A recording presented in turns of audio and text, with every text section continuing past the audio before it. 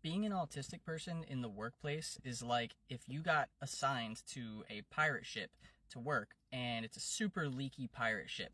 The first thing that they have you do is go down into the bottom of the ship and start bailing out water. And everybody who starts on the ship has to bail water out for like at least 2 to 5 years. Like that's the first thing you do when you get to the pirate ship. And so you go down there and you start your job, and you notice there's a lot of holes down there, and that's why there's so much water. That's why it's leaky. And so you turn to the person next to you and you say, hey, has anybody ever thought of patching up these holes and like fixing the holes so that way we don't always have to bail water out from down here?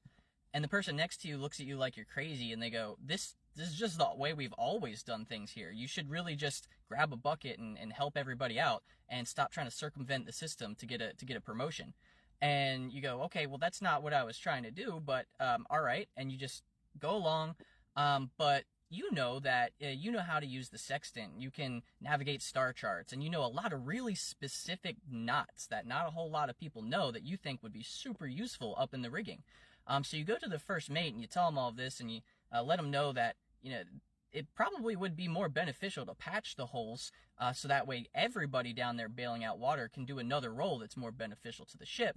And the first mate goes, look, I asked you to do a very simple, specific task. If you can't do that one task, then I'm going to have you walk the plank for insubordination. So you don't ask any questions anymore, and what you do is you use your own time when you should be sleeping or something else to start patching up the holes in the bottom of the ship because it's agonizing to do pointless work for your brain.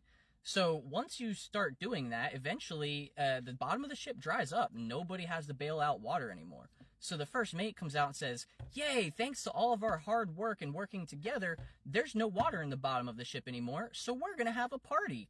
Except at this point, you don't get invited to the party because everybody thinks you're weird. You ask too many questions. You can't speak the nautical language that well. And you ask to do too many other things, and you've been difficult and insubordinate.